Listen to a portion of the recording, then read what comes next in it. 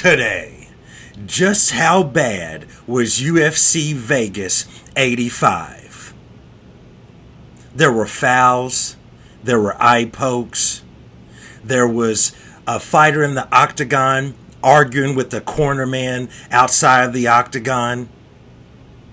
There was just a whole lot of mess going on. And today we're going to dissect this stew of trash that was UFC Vegas 85 on today's episode of Matter of Fact MMA. What's up? What's happening? Let's go. What's up, guys? We right back at it. Right back with it. Your boy Matt back in the house. And we're going to break down UFC Vegas 85. Bro, there's not a lot to unpack about the fights, but there is going to be some things we're going to go over, because this was so much trash. You could have filled 2 to 3 flaming dumpsters with it. You know what I'm saying? Like, this was some trash. So we're going to get into it. Let's start out with that trash main event. Roman Dolidze steps in there with Imavov. Bro, here's the thing. Let's just break this down real quick. Ain't no need to really linger on it. Roman Dolidze gets horribly dropped and rocked in the first round, and he just never recovered. He was on autopilot the rest of the entire card. I'm sure there was bells ringing in his ear. There was ringing in his belfry of his brain. You know what I'm saying? Like, this homie, he never recovered after getting dropped in the first round and went on autopilot and proceeded to continue to push Imavov back up against the wall or the cage every single round. He had very little offense other than some wild off-balance swings. He never had him in any sort of danger whatsoever. And, of course, he loses the fight, as I check my notes, via decision to Imavov. Bro. And Imavov could never really put him away, which was the other side of the coin. Roman Dolidze was on skates the entire fight. He never regained his composure. He never was back in the fight. He did not look good on the stool when he was with his coach Eric Nixick over at the side. You know, he just never looked the same. Then Imavov had the nerve that when he has Roman in a waist lock. Roman bends over at the waist, puts his hand down on the octagon, or on the floor of the octagon, I should say. And Imavov, just while holding the waistlock, kicks him right in the face while his hand is down, as if that was needed. Bro, look. Roman Dolidze has no idea where he's at. He don't know what dimension he's in. He don't know what the year is. He don't know his race or creed at the moment. You know what I'm talking about? This man, you know, you could have told him he was sitting at home on the couch watching reruns of Golden Girls, and he'd be like, oh, okay, yeah, that makes sense. That's what I thought I was doing. That's how out of it he was, you know what I'm saying? So for Imavov to have to go that extraness and kick him in the face when he had his hand down on the ground, I know it's a stupid rule, but still, you didn't even have to do all of that, bro. Now, I've heard that he might have been dealing with some sort of a hand injury, but you didn't need hands. You could have threw some elbows and got the man out of there. You didn't need too much.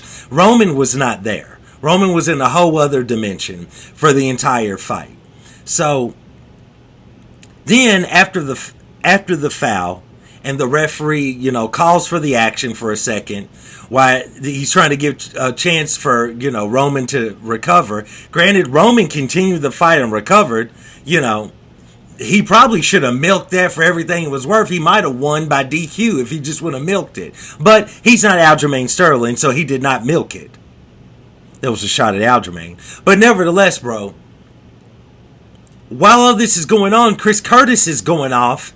He was one of the cornermen for Roman Dolidze. He's going off at the side. Imavov tries to attack him almost. Like, if he could have got on the other side of the cage, he would have. Herb Dean is fighting to hold Imavov back and is telling him he will disqualify him if he doesn't calm down. And, of course, you know, Chris Curtis and Imavov have had a fight in which Chris Curtis couldn't continue due to a foul by Imavov. So you had a whole lot of turmoil, a whole lot of beef going on there, But bro, at the end of the day, Imavov should have got him out of there. I don't know why he couldn't, why he didn't. Roman still doesn't know he was in a fight on Saturday night. He still has no idea. Roman is somewhere sipping a milkshake through a straw, just like, how was your weekend? He has no idea what happened. You know what I'm talking about? So, Imavov gets the win. I believe I believe he wants to fight with Sean Strickland.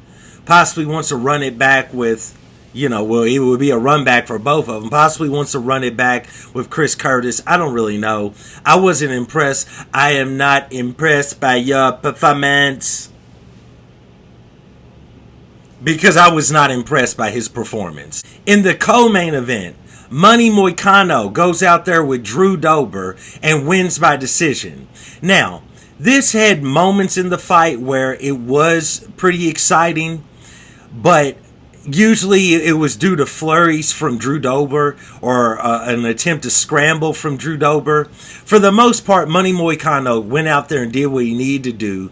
He took Drew Dober down to the ground, controlled him, kind of leveled him out, laid flat on him, and did what he needed to do to ride out that win. And I can't hate on him for it because, the man's been out of the octagon for almost 2 years now. So he kind of needed to do what he needed to do against a strong athlete like Drew Dober. Nevertheless, the highlight of this co-main event was Money Moicano on the mic after. He definitely gets promo of the night, where after Money Moicano talks about his father who was in his 60s, who just had a child like a day or two before, which that alone, shout out to that man. That man, he has something coursing through his veins that we all and coursing through other places on his body as well, that we can all only hope to have when we are in our 60s. Shout out to Money Moicano's father. Shout out to Money Moicano. His promo after was outstanding. It kind of lost you at times where you didn't really know what he was talking about. But hey, man, that's part of that money charm. You know what I'm saying? That's part of the charm of Money Moicano. You know what I'm talking about? He even called out MMA Guru, which was awesome to see, just because MMA Guru reacted to it on his live stream as it was going. That was cool to see. Awesome. Probably had to be awesome for Guru because, if you watch any Guru videos, at the end of the day, the man is a tremendous fan of the sport. So, as an MMA YouTuber and you started out as a fan of MMA, huge fan, that had to be an awesome moment, even though he was getting cursed out just to get mentioned on an MMA broadcast or a UFC broadcast. That was definitely promo of the night. Runner-up promo of the night, we're going to skip over to another fight. Charles Radke, he goes out there, he does work, he gets a major win. He probably had runner-up promo of the night. He is nowhere near as entertaining as Money Moicano, but he was trying. You know what I'm saying? Charles Radke was trying. Chuck Buffalo, you know what I'm saying? Buffalo Chuck, you know what I'm saying? He's out there trying his best. You know what I'm saying? To get, to get something. If you want to hate him, he wants you to tune in and hate him. If you like him, he still wants you to tune in. And it's good to see fighters trying on the mic to get some sort of traction. You know what I'm saying? Otherwise, we wouldn't even care about Chuck Buffalo. You know what I'm talking about? So that was good to see by him. His fight was quite a bit further down the card, but he goes out there, he does work against Gilbert Urbina. I called Chuck Buffalo. I called him to go out there and get the win. So shout out to me. Shout out to Charles Radke for going out there and getting the win. Probably having the second best promo of the night. Even though his wasn't as entertaining, shout out to him for he was trying. I'm just going to kind of keep skipping around because this was definitely a dumpster fire of a card. How about Randy Brown goes out there, does work against Muslim Salikov? Bro, Randy Brown, the way that kind of gliding, I believe it was a left hand. I'm sorry if it was a right hand. But that kind of gliding, he he kind of slid to the side just ever so slightly, maybe an inch or less, and then caught Muslim with that shot and just laid him out, and then just for good measure delivered another punch that didn't need to be delivered on the ground, and really sent Muslim, to the land of wind and ghosts, you know what I'm saying? Bro, sent him to that astro plane, you know what I'm talking about? Bro, shout out to Randy Brown. That was some smooth striking. That was clean. I like to see that because he recognized, and as his coach called for him to recognize it, and he recognized it. He recognized the defense that Muslim was throwing out there as he was throwing that hand, and just that slight adjustment to the side was all he needed. Shout out to Randy Brown. Can't wait to see him in his next fight. What about Molly McCann? Molly McCann goes out there and defeats Diana Belbita. Bro, Molly McCann, let's see, did she? Yes, she won. She was one of the fighters that won Performance of the Night. Bro, what a performance by her. I faded her in my picks because honestly, I didn't know where Molly was at in her career, if she still was willing to go. Bro, first off, she came out in tremendous shape. We've never seen Meatball Molly McCann, who's now just Lean Molly McCann, in that good a shape. Shout out to her poise in her fighting style. Shout out to everything that she did correctly. Her striking was crisp. It was sharp. She was on point. She had a good game plan. She timed her shots well as Belbita would fire back. And Belbita's striking did not look as good or as crisp as Molly, but she would allow her to strike back, and then she was right back in the face of Belbita. It was awesome to see. I mean, shout out to Molly McCann. The elbows were on point. The punches were on point. The shot selection, the punch selection were on point that she went out there and used. Meatball went out there and did work. You know what I'm talking about? And then was not discouraged as the round was ending, in the last second secures the armbar, which, it's really hard to secure arm bars on female fighters just because they seem to be so much more limber, especially in their ligaments. Shout out to Meatball Molly McCann. She goes out there, she does her thing, and now, you know what I'm saying, we got some more heat. You know what I'm saying? We got some more heat at strawweight. You know what I'm talking about? I ain't saying she's ever going to be a contender for the belt, but with the popularity that she has, she strings together a few more wins. The UFC would throw her in there for a title shot because she's just that popular. You know what I'm saying? They'll throw in there for a title shot, especially in the UK, headlining the UK card. Throw Patty as the co-main event. Or throw her as a co-main event to a Leon card. Bro, I'm trying to tell you. She's just got to string together some wins because she has that popularity. Maybe she wouldn't earn the title shot, as I get something out of my eye. Maybe she wouldn't earn that title shot based solely off of her skills. But she's an extremely popular female fighter. So it's possible. Let's talk about Themba Gorimbo and his win over Pete Rodriguez. This was picture perfect, from the walkout to the fight to the post-fight speech. This was picture perfect. This guy is gonna go far. It doesn't matter necessarily about his skill level. If he can string together some more wins, he's gonna go far. He has the background story that includes The Rock, that includes the hardship, that includes everything. Okay? He's walking out. He has the story that is already being highlighted by the commentators, of him writing everything down, him manifesting everything, him walking out to the octagon with a little piece of paper with the things he's going to currently manifest. This is all a good story. This is all something the UFC can sell to the casual fans. You know what I'm saying? A lot of the hardcore fans might not really worry about these, but this is a business, and this is what the UFC needs to sell these fighters to the casuals. The casuals tune in. They don't know about Themba and if he's a super good fighter and all of this and all that. They only know what is sold to them by the commentators and by the UFC. So he has an outstanding story that he sells. The fact that he said he was going to knock Pete Rodriguez out in the first round, and he did that. that all helps the UFC with selling his story. So all of this is outstanding. This is what the UFC needs to create future stars.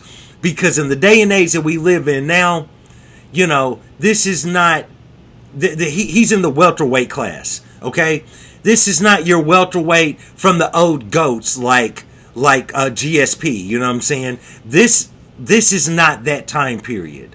So in this time period, the UFC needs something, a story, something that's different from the next fighter to sell to make you a star. It's not always about your fighting ability.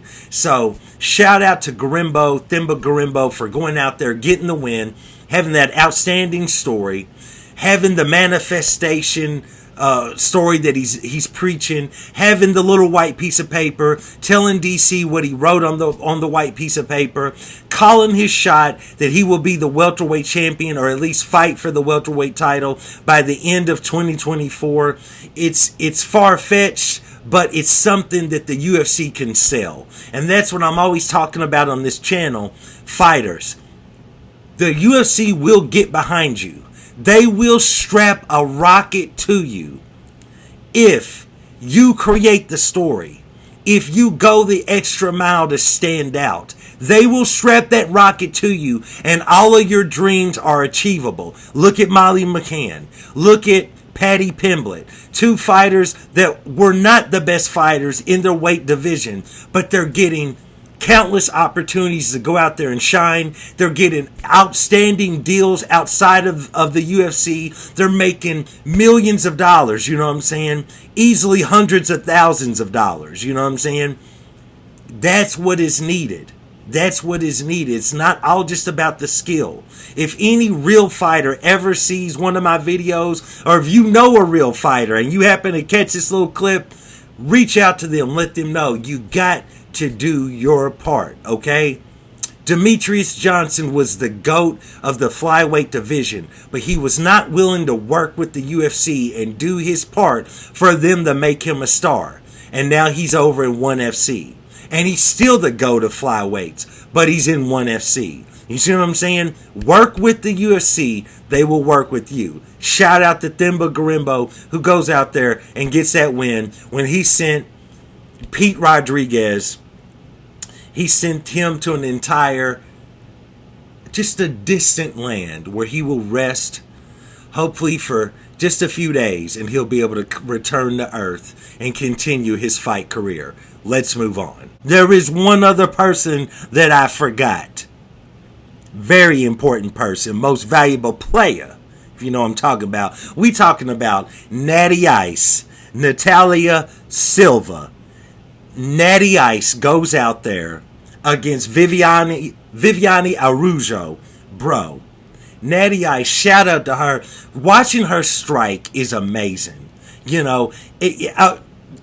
There's not a lot of correlation between these two fighters. I don't know why I get these vibes, but I kind of get Anderson Silva vibes from her, like a young Anderson. You know what I'm saying? Not necessarily a prime Anderson, but watching her striking, just how fluid it is, the way she whips out her kicks. You know what I'm saying? It's an amazing thing to watch, and the intensity that she shows, as well as the flurries. We're talking about someone that will just launch punches and kicks back to back, rapid in succession. So it was awesome to see her go out there and get that win on her birthday, no less. She is definitely going to be a contender in the division.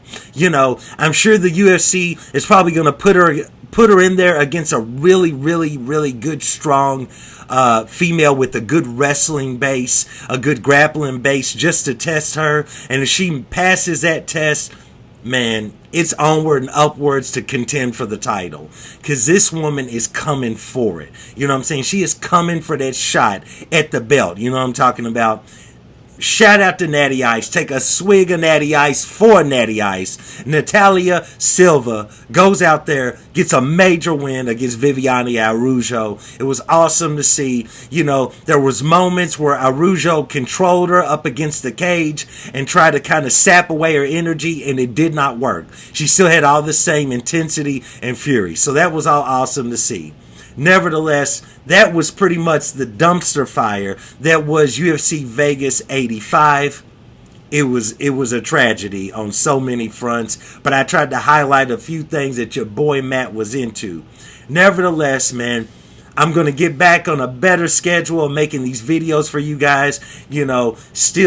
Still kind of dealing with a few little family medical issues in my family, but we're pushing through it. We're moving forward because that's all we can do. You know what I'm talking about? Right now, we in the third round. They throwing shots. Your boy Matt, he's moving from side to side. He's swaying back, but I'm still in it. You know what I'm saying? The fight ain't over. We still in it. Shout out to my family for continuing to fight, and we still in it. I appreciate all the kind words for everyone, and I appreciate everyone checking out these videos. Please like, subscribe, comment, and I want to thank you for joining me for another episode of Matter of Fact MMA, and I'll check you next time. Peace.